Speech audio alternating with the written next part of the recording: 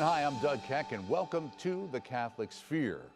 Each week, we tackle topics important to Catholics around the globe with a different host and a different focus. This week, our subject is theology. The topic, profit versus the proletariat. What's a Catholic to think? Today, we are joined by EWTN host, the dynamic deacon, Harold Burke-Sivers. He joins us from Oregon. We also have with us EWTN TV and radio host legend, Father Mitch Pacwa. He's with us from his Scripture and Tradition show set right here in Irondale, Alabama, and as always, joined by EWTN's Vice President of Theology, Colin Donovan. He is in our theology studio. Welcome, gentlemen. I appreciate you making the time for the Catholic Sphere. You're welcome. And speaking of our topic, it kind of dovetails with the idea, it's the economy, stupid. You know, the idea, we hear all the time inside the church things that have to do with economic things. Let me ask you, Deacon Harold, why is the church involved with economic issues? What is its right place, and are there places where maybe it's not as right?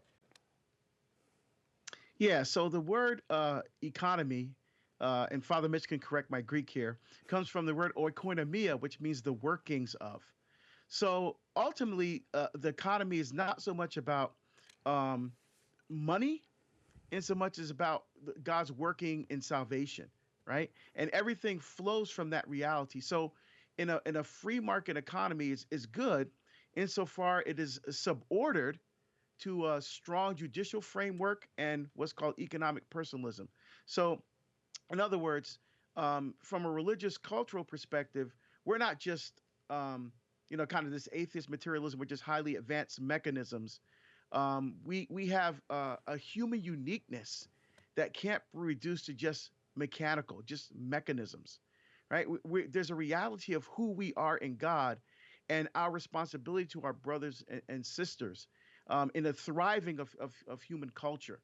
That is united to what's called a strong judicial framework. So this places the economy at the service of human freedom in its totality, right? So in much the same way that a personalist democracy works, authentic freedom comes from aligning oneself with the truth, right? What does Jesus Christ say? I am the way, the truth, and the life. So the truth is not an idea or just a philosophical construct. It's a person, right? Because that truth moves us to our ultimate end. Now, that is seen within the context of economic personalism. So the free market is at the service of human freedom, where John Paul II says in Dignitatis Humanae, it's advancing the teachings of the church through this lens of creating an economic culture where everyone thrives because our individuality and our purpose of moving everyone toward their ultimate end based on the truth of who Jesus is and what that means in our life, that becomes the foundation for how we structure and order society. Again, not forcing our faith on others, but saying there's this foundational framework from which we root ourselves that moves us toward our ultimate end. And that's where we get true justice, freedom, and economic benefit for everyone. Because it's not just about what's good for me, what's good for the state. It's about how we can all thrive as a community. Right. Let me ask you, Father Mitch, as you move into the idea of profit, as we talk about in the title of this particular program, is money itself evil? Is it okay to have more than some others? Is that really fair? Should everything be the same? How do you deal with that as a Catholic? The issue with something like money is whether or not money is your goal, and then it's a dumb goal. What a dumb thing to set as your objective. Or do you see it as a tool? And then what do you see it as a tool to help you accomplish? Seeing money, and not only money, money is a symbol of wealth, but to see wealth itself as a tool.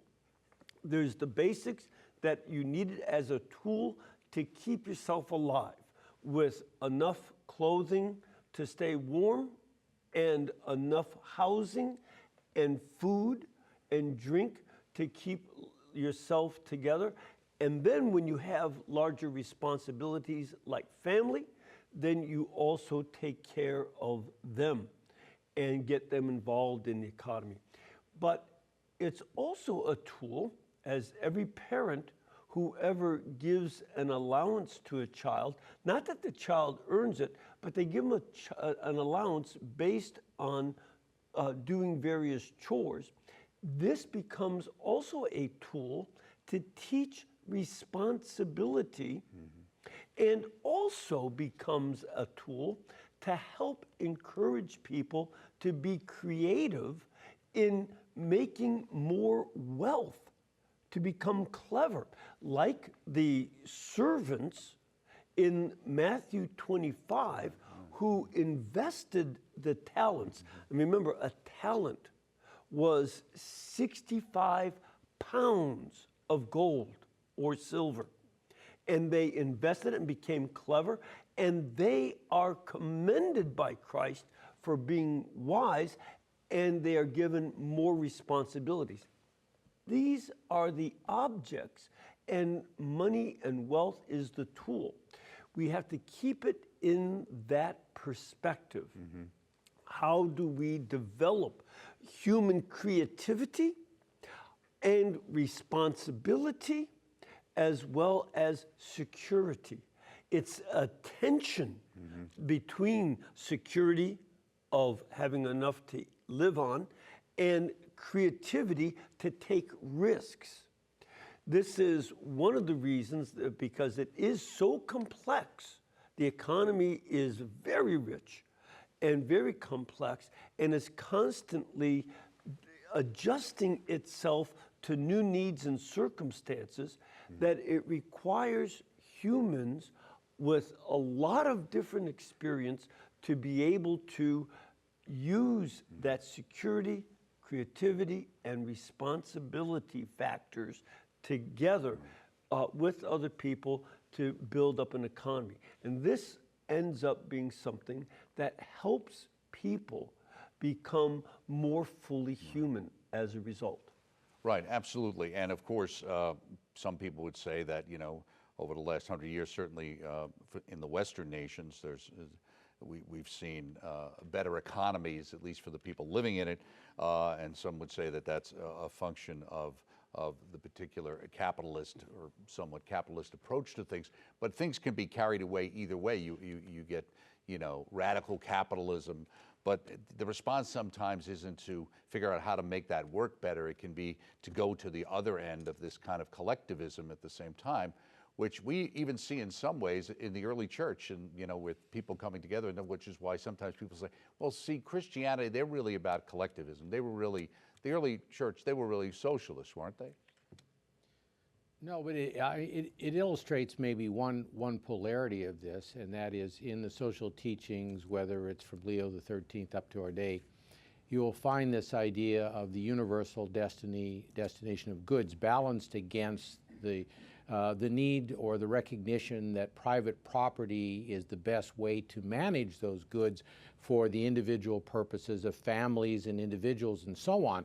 And that's a balancing of all that the deacon and Father Mitch just talked about, and that how individuals flourishing and individuals are the goal and not the money itself or the wealth itself. Wealth transcends the category of money because it's also virtue and holiness and ultimately the possession of God. What greater wealth will we have than that? So I think there's always ending up in a direction that I like this term used very well. I heard it many years ago from Fulton Sheen. I don't think he coined it. Homo economicus, the economic man, if you will. Today we might talk about the sexualized man, but he was speaking in the economic context. And that is where man is primarily about the economy. Man is primarily about, as we talked in the program we did last month, about the collectivist view, where the state is supreme and everything serves as a cog in the state. And then at the other end, you have the individual view, where everything is about me, is about my own personal wealth. And yes, I can have largesse and share it and give it away and set up foundations. But, you know, that's still really about me. In the end, in most of these cases that we see in our society around us, it's very often about the the personality of the person giving it away. Whereas the church's view is a balance of these things, because the moral good is usually a mean between two extremes. And so we have to keep coming back to that, and to this idea that what is the moral value of decisions? Yes, work, profit, business, and in John Paul even noted free market seems to be the best way for the distribution of resources. But is it always done in a moral way? And of course it isn't. And I think as we see in our own country, we evolved from the tremendous vertical monopolies of the end of the 19th century, early 20th century, and the government recognizing, well, there had to be some corralling of that because they could price things the way they wanted. And so it is a moving target.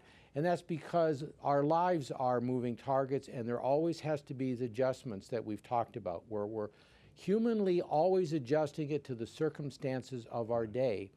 But as long as we're avoiding the extremes and we're seeking the true idea of what wealth is, not just money, but personal wealth, the personalist view, then we're going to be on track and we'll be able to make it work. And that is always going to be a little bit different for every generation, and in the economy, every year even.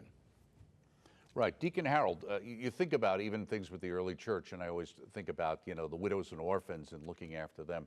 But there seems to be even an idea in society today that each individual, ultimately, I'm entitled to be taken care of. That, I don't really have a lot of responsibilities, these things, one way or the other. The state needs to take care of me, or the church needs to take care of me. Is that the appropriate way to think about it? No, absolutely not, because what that is entitlement. So let me give an example from the realm of entrepreneurship.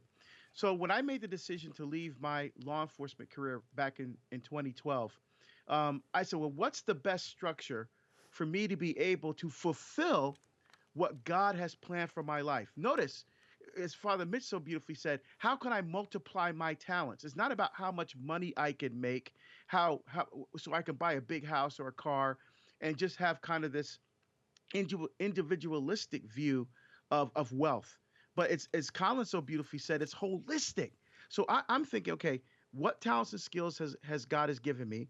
How do I use those talents and skills to really become the person who God created me to be? And how do I generate wealth, not becoming wealthy in a materialist sense, but how do I generate wealth so I can give myself away, so I can truly find myself in God? So the way I did that is I set up 4 little companies, all 1 nonprofit and 3 for-profit companies, LLCs. And I did that because there are different ways of generating revenue for the family, which worked out beautifully during the pandemic, because when I couldn't speak anymore because I couldn't travel, these other 3 companies brought in wealth. And now why do I do that? 1, to be able to take care of my family, but 2, to provide opportunities for others to be upbuilt in the faith. What do I mean by that? What I do is I take part of the revenue that I generate and I put it into a fund. So if a parish calls me and says, look, we're a poor parish, we really can't afford you to come here, but we'd love you for you to come. But I'm not going to say no because you can't afford me. I'm going to use some of that wealth that was generated from my other endeavors and use that to travel at my own expense, to travel to this other parish, to pay all my expenses on my own. And I just, and they just do a free will offering. It doesn't matter how much is collected. That's not the point. The point is that I set things up in such a way, not to think about myself, what opportunities can I create to create wealth, to be able to generate and share that wealth with others. So this individual freedom that I have to entrepreneurship allows the human flourishing for me and my family, so that I can help be a benefit in the lives of others. So, but it's not fair to say that someone works for me should be paid as much as I do. I'm the one who took the risk. I'm the one who put the money into it. But I should be able to pay those who work for me a fair wage, medical benefits, all those things, so that they can thrive in the way that God is destined for them in their human flourishing. So I think that's the whole point of it. It's not the state takes care of me. What can I do, whether it's entrepreneurship or working for someone, where I can use my gifts and talents to their maximum fulfillment, looking toward the eschatological goal, right? Is how is this helping me uh, head toward that beatific vision, the final fulfillment of our life in God in heaven? Now, Father Mitch, let me ask you, since you're the biblical scholar here on the panel, you know, sometimes people point and they say, well, what about the workers in the vineyard in the field, and those who came later got paid the same as those who came earlier? You know, it was all the same. It was, you know, they got the wage they were promised, and the other ones got the wage that they were promised. The other people thought that was unfair. They had worked harder, they had done more, but yet this is how the Lord thinks. Explain that.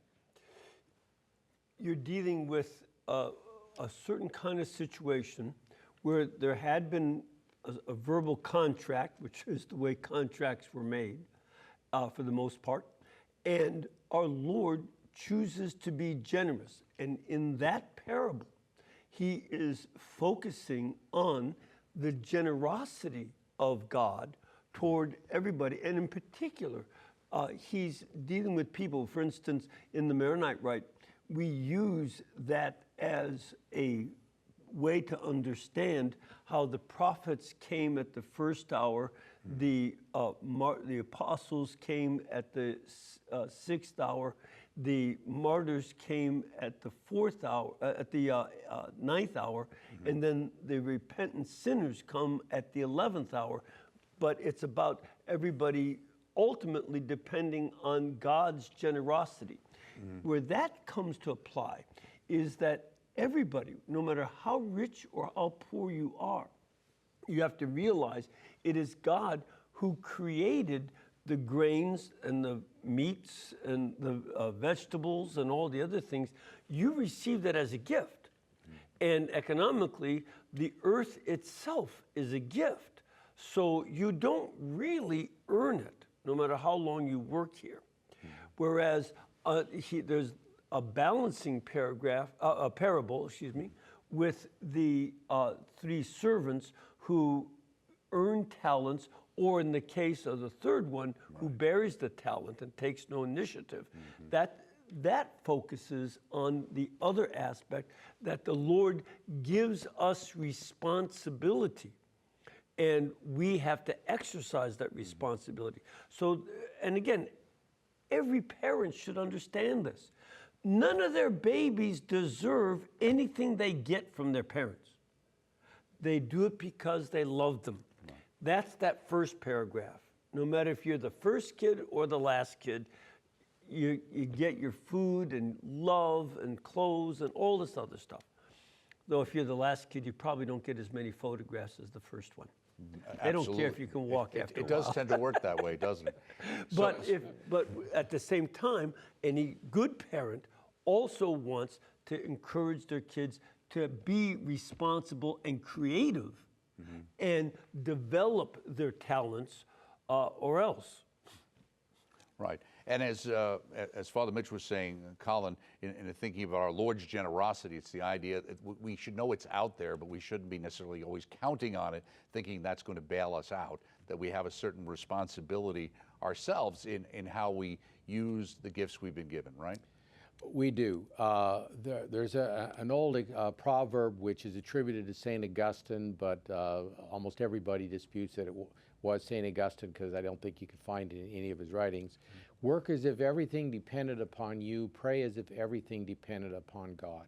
In other words, your human responsibility as a creature, as a child of God, is to become the person he wants you to be, to do what's necessary for yourself, for your family, for your society, for your culture. And we can have many kinds of identities in that respect. You know, I'm largely Irish and Scottish. Others have African and American, or Polish and other things. We can be proud and be engaged about all of our sort of individual levels of identity. But in the end, we are part of the larger whole that God created of mankind and of the broader creation. And we should always have an eye on that as to how I fit in there. And that demands of us responsibility, because nobody's going to do that personal work for us. We have to do it ourselves. And that means looking out for ourselves, but trusting in God when we simply don't have the resources, maybe of age, of personal medical condition or disability, or whatever it might be. We don't have the resources to take care of ourselves or others. To trust in God, and that in His plan there is a solution to these problems. Maybe a human solution providentially brought to our service, but nonetheless that there is a solution. But we do what we can do because that's what He expects of us. And that's the reasonable thing to do. So Deacon Harold, when we're dealing with this kind of situation in our lives, you know, a lot of people, you know, want the state to do this for people and the state to do that for people, rather than actually Catholic charities, or certainly Catholics and Christians themselves making their own charitable gifts, which is really what the Lord is asking us to do, is to take our resources and do that, not necessarily vote for people who will take your money away from you and then decide what to do with it.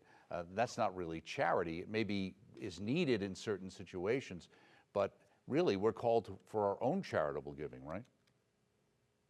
Yeah, that's right. You know, what the state has to allow is for the principle of subsidiarity to work, right? So the church and culture has established mediating institutions that are particularly proficient at providing the needs for others. So like Catholic charities and organizations like that. So what the state should allow, instead of absolutizing the resources, you know, just distributing amongst themselves, allow or provide resources for these mediating institutions to be able to do what they do best, working at the lowest level to be able to provide the services that for our for individuals and societies that allow for human flourishing. You know, I think that's the key. So the state can't be parent, can't be mother and father, especially when it comes to economics. Because look, my job is to make sure that my kids can live independently, right? Yes, as Father Mitch so beautifully said, you know, we provide everything for them to a point. Then they go out into the world and they make their way on their own for themselves. Now, hopefully in that process, we provided not just a model for them on how to create wealth, but also doing it way, as Colin so beautifully said, you know, virtuously, right? There's a teleology to all of this. There's a meaning and a purpose for existence, you know? And so when we work within the economic framework, we're doing that in a sense to create independence, to create wealth, not for myself, but creating in such a way that benefits all of society. And so, you know, politics and you know, because politicians are elected to do what? For the common good. What is good for everyone? Not as what's good for me, not what's good for my constituents.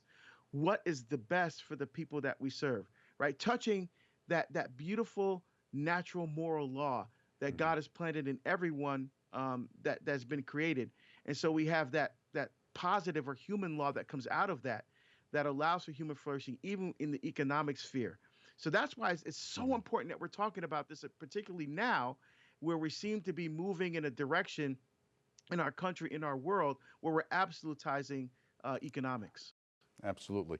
And Father Mitch, and the idea of pitting one group against another, even with this kind of profit versus the proletariat, this kind of intersectionality that's all across, where, you know, everybody fits into a particular group, and depending on how many intersections you got, you've got a better grievance story than somebody else.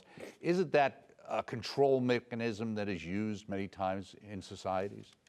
Absolutely. And it's very important to remember, no matter which political party you're talking about, at the top, there are multi-billionaires on both sides. One party can say, well, we're for the working class and we're against the rich. No, you are operated by the rich. It's just a different set of rich guys from the other party, and they don't like each other. That's the part of the political reality. Meanwhile, they think they're manipulating us and getting us pitted against each other so we don't observe. And the basic issue that they have is, does a politician encourage us to grow in responsibility and creativity so that we can sustain our own lives? Or do they discourage that and keep us at a certain level? This is one of the reasons that something like the welfare system is a catastrophe. You cannot become rich on welfare. If you do get wealthy, it's because you're doing a business on the side or under the table, more likely, because they don't let you make money and live in public housing without increasing your rent. They tried to keep people down at a certain level. And this is where you say, which politicians are helping me to become wealthier and more responsible and creative, or which ones are making sure that they buy my votes and keep me down at a certain level? This is a very important element. Creative people will create more wealth. And the history of science and technology is, if you are creative, you will increase wealth and make it less environmentally damaging to do so. We accomplish much more today than we did with less materials than we did in the past. Absolutely. This is a great principle. And again, take a look at the cell phone versus the big phone on my grandmother's wall. Right, absolutely. In the last minute and a half, Colin, maybe you can wrap things up and bring it together, talking about, in a sense, the importance of grace and freedom in the moral decisions related to these economic issues. Well, like the political issue and anything you want to talk about in our cultural life, our social life, freedom is necessary because we've been given the gift of freedom by God. He didn't give it to take it away. He gave it for us to use properly and appropriately, and that's the moral dimension that goes along with freedom. It's not an individualistic freedom. It is a freedom for the true and the good. And so that's how we have to use it. And so, the common good, which we've used that term as the church has defined it, has that respect at the core of it.